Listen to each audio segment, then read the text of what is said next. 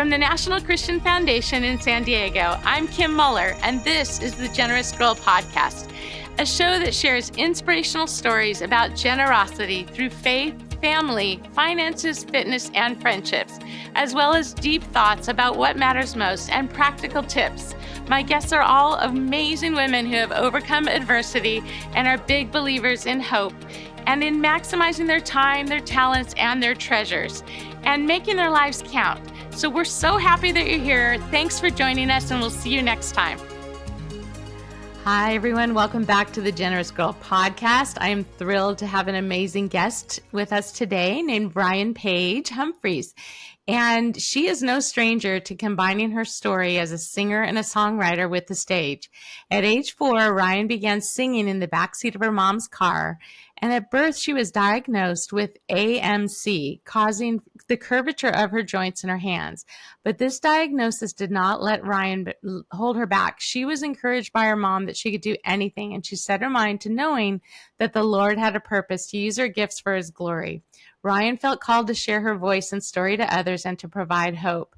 After coming in 5th place on Simon Cowell's The X Factor and inspiring millions of viewers, she knew that there had to be more.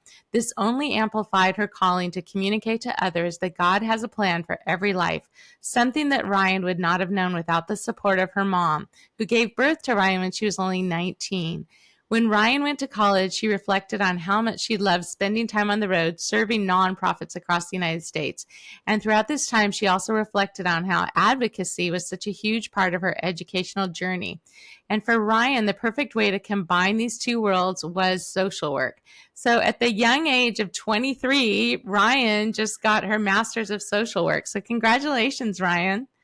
Thank you so much. I'm so excited to be here on the podcast with you. Thank you for having me. 100% you are welcome, because I was able to hear you sing at a gala that I attended with my husband in Encinitas, California a few months back. And you were singing for a group called Save the Storks, which is a pro-life pregnancy group out of Colorado Springs.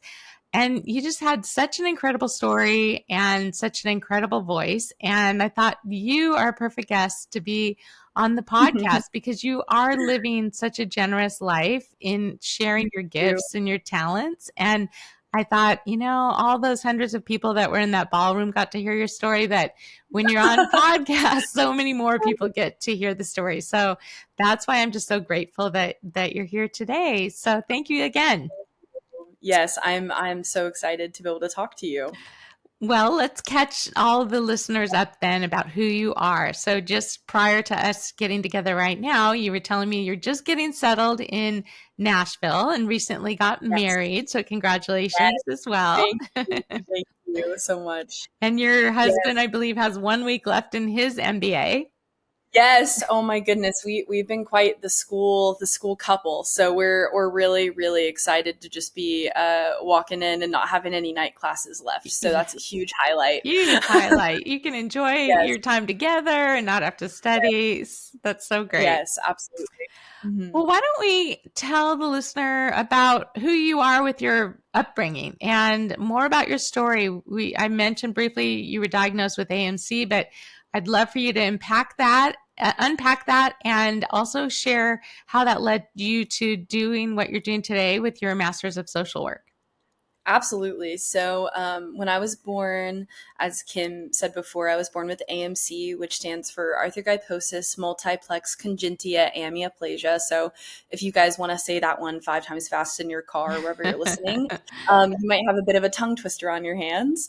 And I definitely knew that to be my normalcy. I saw a lot of kids around me when I was younger who had hands that looked quite different than mine, but honestly, it did not completely process that my hands are really different until I was older, because it was what my everyday looked like. And when I was born, my hands were curved at the wrist, so they're interrotated.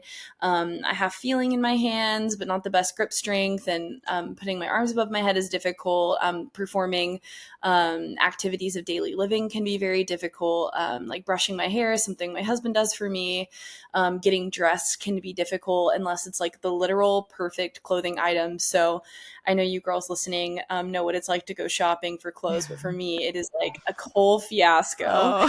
Um, Oh. and definitely my husband Josh gets weird looks as he's like standing there waiting and trying to help me. I'm like, don't worry. I'm like, I just really need help. I'm out here struggling. Yeah. But I've been very grateful to have a supportive family, a supportive husband, honestly, to be able to be a part of my journey of having a hand difference. And honestly, I wouldn't, change it for the world. And when I was younger, I can even remember being, going into kindergarten and, here in Tennessee and in Florida, and I know like across the United States as well, we have things called individual education plans, so IEPs. Mm-hmm. And I remember having like a voice in my own IEPs and being able to say, this is what I need. And I learned to advocate for myself at a very young age because I learned that if I didn't say something, then no one else would. Mm-hmm. Because I know my body, I know my needs better than anyone else. And I firmly believe that about different or disabled people everywhere is they know their needs the best. So Mm-hmm. ask them, Mm-hmm.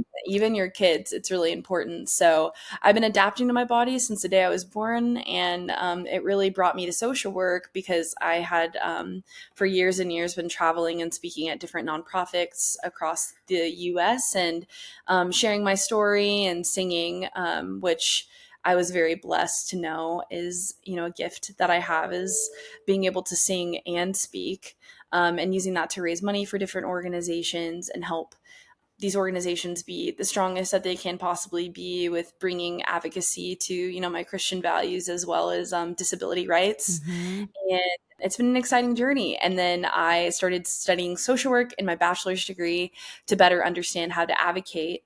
And then I went straight into my master's degree from my undergrad and completed my master's in just a year, which felt like a whirlwind, and then got married at the end of it. So, yeah, and on top of that with touring, I know I saw you at the gala Yes. in California. So I've been very blessed, but very busy. So I am super happy to see, what God's going to do next. And up until this point, it's been a really beautiful journey. Well, I saw you on stage, and with having AMC, I mean, it's even a challenge to hold the microphone, but you're able to. And then, like you said, to raise your hands over your head, which the average person would be able to do, but you're not able to do that, and you've learned to overcome that, that challenge. And why don't you speak more about this area of social work that you're trying to focus on based on your own experience? Because I think it's wonderful. Yeah, definitely. So I really, pray and hope to advocate for children with disabilities and parents who are expecting children with disabilities, to be able to have an empowerment mindset of, hey, God made this kid exactly how they are supposed to be. He will be there through every single step of you having this child or, being the child. I was that child. Mm-hmm. Having the disability, having the struggles, growing up with this. And I firmly believe, if what God said is true, which I believe is true, that he's going to work all things, for his good and for our good, for those who love him and are called to his purpose. It's like, how could I, sit in grief forever about something that he could turn into so much more beauty? And I know we've even talked earlier, but I'm like, okay, so if like everything was perfect in this world, like why would Jesus have to come? Right. And I think that I really rest in that and knowing that he will reveal himself and he has revealed himself to me and to families who have children with disabilities, or people with disabilities themselves, that he is faithful and he will provide in the most wild ways that you have ever imagined. But that doesn't mean that sadness and joy can't coexist. Right. So being able to step in with people and walk through that is something I'm very passionate about. And understanding the science of the brain and using all of those facets is really, really important to me. I definitely think sadness and joy coexist. And I always go back to Kay Warren and her teaching with it being like a train track, and they're parallel tracks. And, we really want to have just joy and no sorrow, but pretty much most of the time they are running, side by side one another. Oh And yeah. Oh yeah. mhm. They're in a race sometimes, but we we stay holding on. Yes, yes. So talk a little bit more then. You represent Save the Storks as one of the organizations, and then now you also have a new arrangement with the AACC, or the American Association of Christian Counselors. And tell the listener what you're doing for them. Yeah, so I've partnered with Save the Storks and the American Association of Christian Counselors to help them with their START course. And I wrote modules along with some incredible clinicians and people at Save the Storks, as well as the AACC, to make crisis resources for churches with women who are, unexpectedly expecting a pregnancy or in pregnancy crisis, to have resources for mothers and also, their support system, to be able to get them the best resources possible while they're in the church setting, because we firmly believe, church is the place where we should be able to show all of our colors, right? Show all of our weaknesses, show all of our strengths, all of our joy, and all of our sorrow. And we definitely want those who are serving in the Lord's house to be able to be well equipped in order to handle crisis situations. So we're resisting, trauma happening inside of the church. Because, we all are broken people, and, broken people in broken places. So we definitely want to be able to be a part of the generation equipping the church to do the best work that it possibly can from a biblical and also trauma-informed lens. Oh, that's so beautiful. And I'll just do a shout out for the AACC, because of my prior company. We had a relationship with them where the pastors and churches would sign up for an account, and then they'd have access to what they call the MHC program, the mental health coach journey. I actually went through it myself, and it helps the individual and average parishioner in the church to be able to learn about, the various forms of trauma that are going on out there in the community, but also be aware of their resources, and to be certified as that mental health coach, so everything doesn't fall on the shoulders of the pastor. So it's a beautiful model. The AACC is doing great work, and I love that they've, brought you along as one of their spokespeople. And I also love what you're sharing about the Save the Storks and this curriculum, and bringing that into the church and educating and equipping and informing people. So that's just really, really great. Well, also, I mentioned in your bio that you were on the X Factor. So we are going to close this podcast later on with one of your songs and allow the listeners to hear your amazing, incredible voice. But how about if you share a little bit about that experience? That sounded very fun. Yes, it was. So at the time I was 13, so it was a little bit ago, and it was the last season that they had in the US of the X Factor, and I was blessed and privileged enough to be a finalist. So I was a top 5 on the entire show. And I just had the opportunity, honestly, to spread the gospel and to spread hope on a national platform, which, felt scandalous. Honestly, it felt really, really wild. But it was really beautiful to see how it united a lot of people who had bodies similar to mine, who had never seen a body like that before. And also to offer them hope that, like, hey, like, I'm not sitting miserable in my situation, and God has also given me the incredible gift of singing, and I know that He's given you gifting as well. So what does your gifting look like, and how can you take that to the next level? So it's actually really funny, because not many people know that my mom wasn't going to let me audition. I actually came up with a PowerPoint of, like, how much gas money it would cost to get there, exactly why I wanted to do it.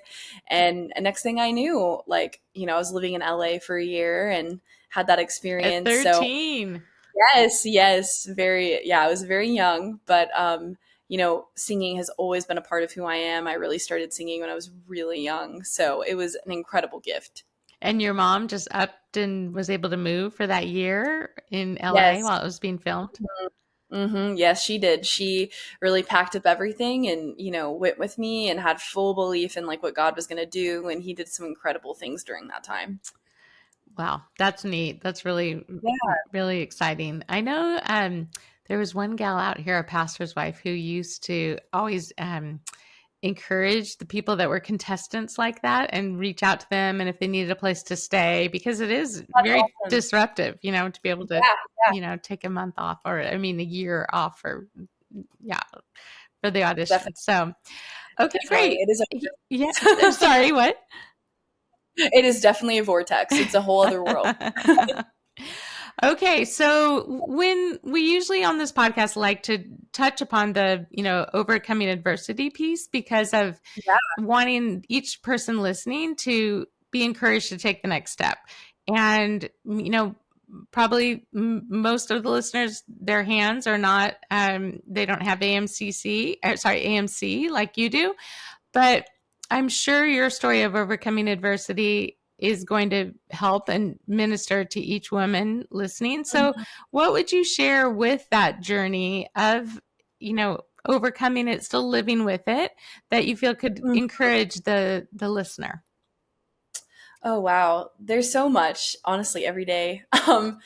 I firmly believe that God will walk alongside you in every struggle that you're in, and He will be there. And I have definitely seen that in every aspect of my life, whether I stand in my own stubbornness and don't want to realize it all the time. And then also on the other side of the, blessing being like, all right, God, I saw what you were doing. Like, of course you knew what you were doing, playing our little stubborn game that we do sometimes as humans at God.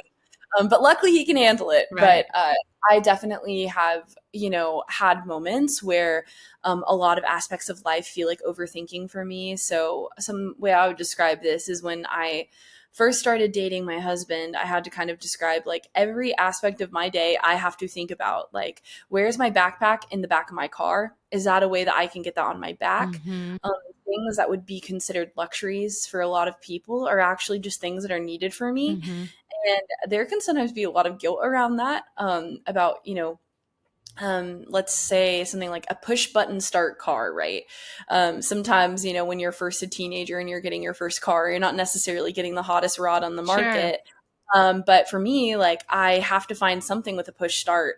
And then I would even think about, even now we've been very blessed to just get into a condo, and we've been able to, kind of specialize things the way that I need. Mm-hmm. And I would kind of be feeling like, oh, okay, like, is this where I'm supposed to be? Is this where I'm on track with? What does this look like? And I just like have been really learning that like, oh my, it's so real. Like comparison really is like such a thief of joy. And I can really struggle with that. Not in the way that you would think, like sometimes of girls, like the stereotypical, like, I want to have blonder hair, I want to be skinny, or I want it this way. But I started like having super big comparative issues of like, I need more help in this area. Am I draining other people around me? What does this look like? I'm like panicking. What is this like? What do I do? But I started realizing that actually me needing that help was like building strength and actually character in the people that were around me. And it showed me a lot of who people were. Mm-hmm. And it also showed me that like you can really adapt with any situation you're in, whether that be like financially, emotionally, mentally, what you have available to you. I have just been really learning that like it's okay to feel too much. Like it's okay to feel like a burden sometimes, because actually like it's creating fruit, and it's creating ways for other people to learn what it's like to love like Jesus does. And to And bless I them through doing that. Yes, Mm-hmm. yes. And I just like can plainly remember like needing help washing my hair, and my husband being like, Ryan, like why are you acting like this is such like a big deal? Like wouldn't Jesus wash your hair? And I was like, you suck. Like, yeah, you're right. Like, of course, you are so right. And I think that it's just okay to be where you are. And I don't mean that from a place of like stay complacent, but it's okay to sit and to say, it's okay to show up different than the person sitting next to Mm-hmm. me, and to have different needs than the person sitting next to me, because God designed us all in such a different way. And there are ways that I'm there for my friends, my mom, my husband, ways that necessarily wouldn't be advertised to the world because it's not on the outside, just like my hands are, Sure. but ways that I can only be like that. Mm-hmm. I can only be that person for them. And I think that my hand difference can really translate to a lot of different situations that even just as women that we face. Um, and we all have things, and I think that the world makes us think that we have to have it all together, Mm-hmm. and do not have to have it all together. And I just have the rare opportunity of showing everybody my weakness. And sometimes it's actually good to show your weakness to others, Mm-hmm. because your weakness is where the Lord's strength is. Mm-hmm. So that's really a huge thing I've been going through, and God has been stretching me in. Oh, that's so beautiful. And I do think of you at your young age of 23 as such an overcomer, and how he's giving you such huge platforms. And I can't wait to see, even 10 years from now, Thank what you. will be happening, because your story does show the listener or the person watching you at a gala or banquet, wow, if she can do that, if she can take that step forward, whatever it is I'm struggling with, I can do that in my own life. And how Yes. inspirational. I mean, that reminds me of, remember the other gentleman who was on stage after you sang, and he had no legs. He had Yes, Zion. Zion, yes. And he had his, incredible arms of strength to lift his body Yes. up on a chair. And so to have his situation and yours side by side, and then this message of, helping the young woman who might find herself in an unexpected pregnancy, it was very, very powerful. Of Thank let's you. kind of all unite together. And Yes. they were able to raise a lot of money toward Save the Storks, which I Yes. Yeah, I mean, I really think that it's a really powerful thing to listen to the voices of those around you and to hear, those experiences, because like at the end of the day, like we're all human and we all have similar like needs, right? Like we all just want to be loved and understood. mm-hmm, And I think that whenever you look at it like that, it's like, wow, this is actually a really beautiful yeah. thing to be a part of, the shared human experience that life is. And um, that's where I think, I differ a little bit, is like I really believe that even talking about disabled voices is something that we all can relate to, because we all have been in situations where we feel like we cannot do things and where access doesn't look like it will be granted, and we have to fight for things and we have to stand up for ourselves. But God does fight those battles on our behalf. And I think it's a really neat thing to sit in the unknown sometimes and to say, like he will show up. Mm-hmm. And we are going to take that step forward in faith, where I think God has gifted me, and I'm going to watch what he does, even though I may not see what happens for a little while. Right, right. Okay, talk to Mhm. the listener a little bit about what we were talking about at the beginning, about when you say the word disability versus differences, because I think that's, words Yeah. obviously matter. Yeah. And I would love for you to define that a little bit more. Definitely. So, when I was younger, I went through a stage of being like, disability, what is disability? What does that even mean? And I just kind of got frustrated at the fact that sometimes people were saying disability with well meaning hearts. But to me, it always sounded like dis means can't. Means I can't, I'm not able, right? But there's a huge movement going on right now in the disability community, where it's like disability, like they're saying like, it's good that I have a disability, it's positive, it's this kind of thing, we want to shout it from the mountaintops, we want to do this. And I totally agree with that. But I think it definitely has different connotations and meanings in different spaces that you're in. So personally, I don't mind being referenced as disabled or different. But when I was a kid, I definitely was like, why are you saying I can't? Like, what does that mean? Like, it's kind of like saying, like even stepping out in faith. It's like, God, are you really going to do that? Like, okay, like, are you really? Like, I'm going to doubt. Like, okay, are you really? But then sometimes, other times, you're saying, okay, I'm stepping out in faith. And me saying like I'm stepping out of faith is I'm saying like I'm different. There's a different way to do this. There's another option. Still And it kind of, possible. yes, Mm-hmm, yeah. And mm-hmm. I always feel like it's funny because I'm incredibly directionally challenged. Like oh wow, I'm very directionally challenged. And I always have this folder on my phone with like my map app and all these different things as like a reminder saying like there's a way out. And that's what it's titled. And it means a lot to me because I see it on my phone all the time. But I'm always reminded like there is a different way to do this, and there's always a way out of a situation. Like you can always ask God to show you, how can this show up differently than what I think it should. Mm-hmm.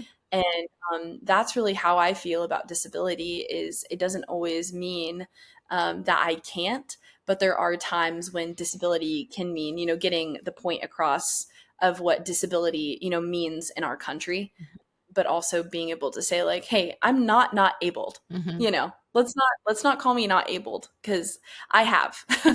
So Oh, no, thanks for sharing. That it reminds me, I was listening to actually a podcast that our CEO did with the leader of Convene here in Southern California. And she was talking about looking at what God's entrusted you with your resources, and then how can we have big God-sized dreams to allow him to really work through the resources and our calling and what he's put before us. And then just kind of challenging the listener to, are you asking God for those big size dreams? And that's also a part of this whole purpose of this podcast, because Yeah. I think we can ourselves limit ourselves by our beliefs, by, maybe we look at facts, or maybe we look at data, and Yeah. we kind of say to ourselves it's not possible, or maybe it was possible 10 years ago but it's no longer possible now. And yet we still have this incredible God who has given us those resources, given us the constraints, put us where he's put us right now. And Yes. I mean, I don't want to get to heaven and feel like I didn't believe him for God-sized dreams. Like, I don't want to have just Kim-sized dreams that might be Oh really yeah, I get it. small, like I Yeah. want him to give me those dreams and for me to step into faith so that Yeah. they're so much bigger than me that I could have ever come up with, that I just know it has to be God.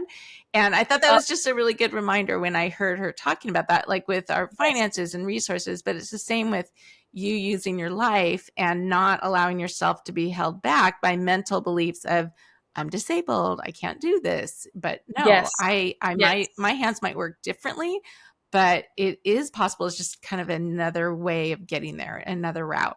Absolutely. Absolutely. Like, I don't know if, like hypothetically, if this was not my story, if I would be able to sing the way that I would. And personally, like, I just wouldn't trade that, or I wouldn't trade the way that it's been able to help people see hope or be able to see God. Yeah. And there are times when I don't see God and I have to, look at things, literal things that he has done and been like, all right, that there's no way that's not you. Right. Like, there's literally no way that's not you. Having a little bit more spare time on my hands since I'm not completing my master's. So, my husband's just like really awesome. And he was just like encouraging me to like post videos on my Instagram and on my TikTok and things about how I do things. And the other day on our wedding registry, we got this like, I don't even, what is it called? I don't even, there's probably a like particular name for this thing, but I'm going to call it bagel cutter. So it literally looks kind of like a guillotine, but for a bagel. And I Uh-huh. like put it in there, put the bagel in there, and I like cut the bagel. And I had like a ton of feedback from everybody being like, oh my gosh, like what the heck? And I was like, this is just like a sediment, like that it's not too late. And sometimes there are like these devices and these things that literally just like make things a bit easier for us. And for me, it was a bagel cutter. And I had never cut a bagel in my entire life. I'm 23 years old. You Uh-huh. would definitely think that by now I would have, like cut a bagel. But for me, because comparison is such a thief, I could have looked at my friend next to me who had definitely been cutting bagels for probably more years than I could count and go, well, it's not a big deal that I cut a bagel because everybody else can cut a bagel. But instead, I looked at that opportunity and said, you know what? It's actually powerful to share this because this could translate to someone else's weakness that they think that they can't overcome Mm-hmm. and they think it's too late. But like, it wasn't too late for me to cut a bagel. And that, it sounds so funny to bring up a bagel to you and a piece of bread, but it just felt like such a lesson to my heart Uh-huh. to always believe that something like that is possible. And I don't know like what you guys think at home or as you're driving today, but like what is your bagel? Like what is your thing that you think will never happen and everyone else around them comes to them easy? Or you've seen someone, get that promotion or do that thing. Like what is that thing that, you're like, man, that's never going to happen to me. But you just have to have more faith and lean in to not knowing when you're going to be able to cut the bagel. Mm-hmm. And for me, it happened 23 years later, but it felt really significant. Oh, that's beautiful. That's Yeah. really, yeah, no, that's super encouraging. And definitely, men compete and women compare. And so Yes. Yeah. Yeah. It's comparison real. does not get us anywhere. That is for sure. No, it is not your friend. Like you got to call that down. Okay, so Yeah. you mentioned Instagram. Tell the listener your Instagram handle so they can follow you. Yeah, so it's OH and then Ryan. So my name is spelled like Orion. So it's Rion Paige, Paige. and I'm on Facebook and Twitter and Instagram and TikTok. And I'm also have music on Spotify and Apple Music and Amazon Music. Yeah, I'm on there as OH Rion Paige because my mom actually named me after the constellation Orion. Oh, So wow. yeah, yeah, definitely. Okay, so one last question for you regarding like your season of life right now, just getting your MSW and starting out. You mentioned prior to the podcast about doing research, and why don't you share a little bit about that, and what are you hoping you'll see within your field of social work and what you're doing for all these galas and in the generosity fundraising space, like in the next, say, 5 to 10 Yeah. years as you look ahead and you're Oh finally man, done you're with gonna school. yeah, you're talking something really big. I'm enjoying my 2 months I've had so far of no school. I'm like, oh my goodness, the world has opened up. I so lately I've been doing research to help with inclusion resources for children with disabilities for ages 0 to 6. And it has been really, really rewarding because I've been very blessed to be in the position of combining research with lived experience. So, as you guys are in the workplace or you're serving at church or you're in the place where you're supposed to be, just know that your lived experience really matters and God's story that He's given to you, your testimony really matters. So, don't discredit that even as you're looking at numbers and even as you're listening to other people's experiences, because it is your experience too. And I have been being able to think through what it looks like for kids to have access to be the most successful that they possibly can be, and ultimately to have life speak into them. As we've been talking, like your words are really important. The things that you say inside your head are really important. Those God-sized dreams are really important. So being able to be a part of that is really beautiful. But I hope that in the next 5 to 10 years, I really hope to be a full-time, singer, speaker, and advocate, and be able to advocate for the unborn and also for children with disabilities, and use my social work knowledge to be able to provide trainings. And also singing is a huge, huge part of what I love to do. And I just love to be able to use my gift in order to raise money for different organizations doing really beautiful, beautiful jobs of loving God's people. And I hope to continue to be able to do that for the rest of my life. My heart really is in that arena. I love talking with people. I love being on stage, and I love sharing and tugging at people's heartstrings a little bit to get them think about, what does your everyday look like and how can you maximize your everyday to serve the people around you. That's really important to me. So that's why I kind of took my experience as a singer-songwriter that I've, been at for a really long time now, and started adding that speaking element, and also providing that social work perspective. So I've been very blessed to have the education that I've had and have the opportunity to think, from a biblical, like, mental health lens, as well as an artist who loves singing and ultimately telling stories through songs. So tell us about the song Momentary that we'll play at the end of the podcast and how you wrote that song. Yeah, so I wrote that song with one of my best friends named Jack Price. And we wrote it about a dear friend of mine who really had a lot of anxiety in college. And I was just thinking about how there are a lot of times where I wish that I could, like, make it better. And I wrote it from that perspective, but also in the back of my mind was the fact that, Jesus is the one that really restores all of that. And it kind of, like, goes through, stages of grief, being able to talk about, like, sitting with someone and sitting in their pain, which is something I consider a privilege that I do love to do with people, sit with them in their hardest moments, and being able to say, like, I can catch you. And there's this part in it, in the bridge, where it talks. So the song is actually happening completely in a car, which is really interesting. It talks about a car and the rearview mirrors and things. And the bridge talks about how I wish that the seatbelts would catch them.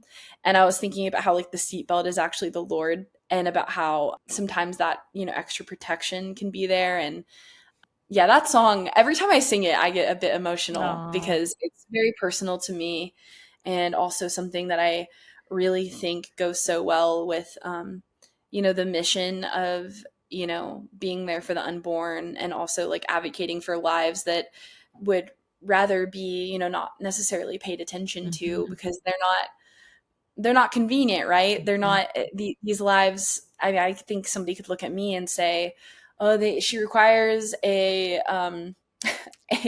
I'll talk about my bagel. She requires a bagel chopper." Well, I only have a knife. That's too much work for me to deal with. But then when you take the time to actually look at how the bagel chopper like blessed you, it becomes a bit different. So I love being able to be that voice. I always say my motto is fighting for those who are learning to fight for themselves. And that is what I really, really hope to happen throughout my career and my life. That is your mission statement. That is what you're doing. And I feel like you've just got your life ahead of you. And I cannot wait to see just the millions of lives that you're going to continue to touch.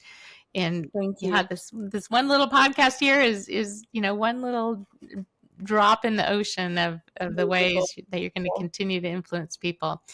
Okay, so I like to wrap this up by asking our guests to share 3 things: their favorite Bible verse, and a current book that they are reading they'd like to share with the audience, and then any recent bargain that might encourage people. So I really love Matthew 5:13-16, which talks about, being salt and light. And my mom used to yell that to me every day before I went to school. It's a huge part of my story. Aww. And I love the idea of being the salt and the light of the earth, and always keeping that perspective. And then the next one is a book. Is it a book that I'm reading? So a book that I have read that I was actually just talking about with a friend is this book called Disability, Visibility. I think it's a really great resource. It's by Alice Wong. I believe she has cerebral palsy. It's a really beautiful narrative book about the disabled experience. And I really respect that she was able to compile all of those experiences in a book of what it looked like for people to exist in different bodies, and created space for that. So yes, definitely check out Disability, Visibility by Alice Wong. Okay. And oh my goodness, I hunt for a good deal. I will tell you that right now. Same. So yes. So we have in Tennessee. So I'm in Nashville. I'm originally from Florida, but I know that across the US we have a lot of these. You guys are gonna laugh when you hear the name. It's called Dirt Cheap. I was telling Kim all about it. And there are a lot of other stores that are like Dirt Cheap, but it's kind of like a liquidation store for like Targets and like Anthropologies and things like that. You'll find all kinds of things in there. And I really like it because I feel like I can just go like find any rug my heart would desire. And if anybody has tried to hunt for a rug, it's a very difficult task.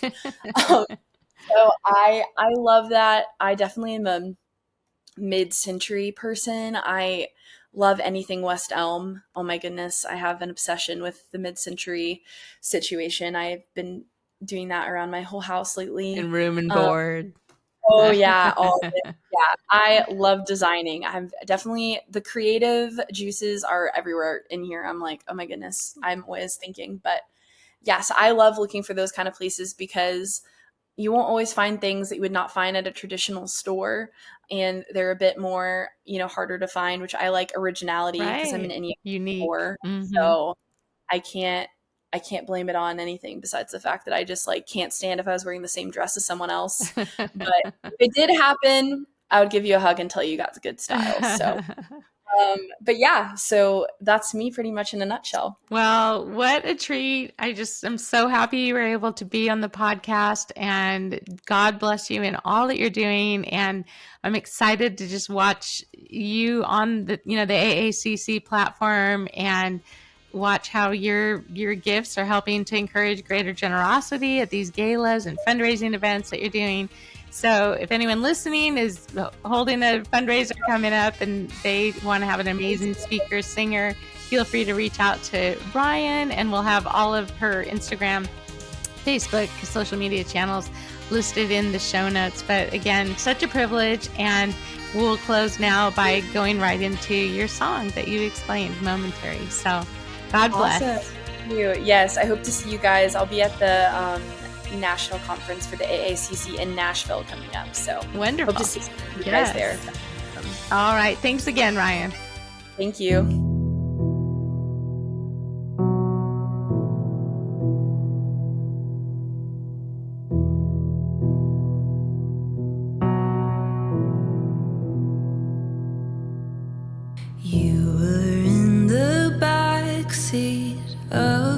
90s SUV, sitting in a lobby, 'cause there's only room for three. We were singing David Bowie till our lungs gave out. You were gently weeping, trying not to make a sound.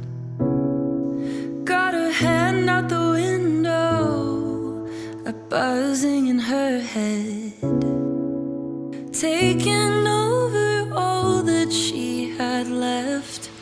Can you try to hold tight? You're not alone tonight. I'm right here. I hope you see, I hope you see. It's only momentary. Hold me in your seat. You're taken by the speed. It's so real, but I hope you see, I hope you see. It's only momentary. It's only momentary. It's only momentary. Courtney, I'm sorry, my finger was on the gun. Go ask anybody, I didn't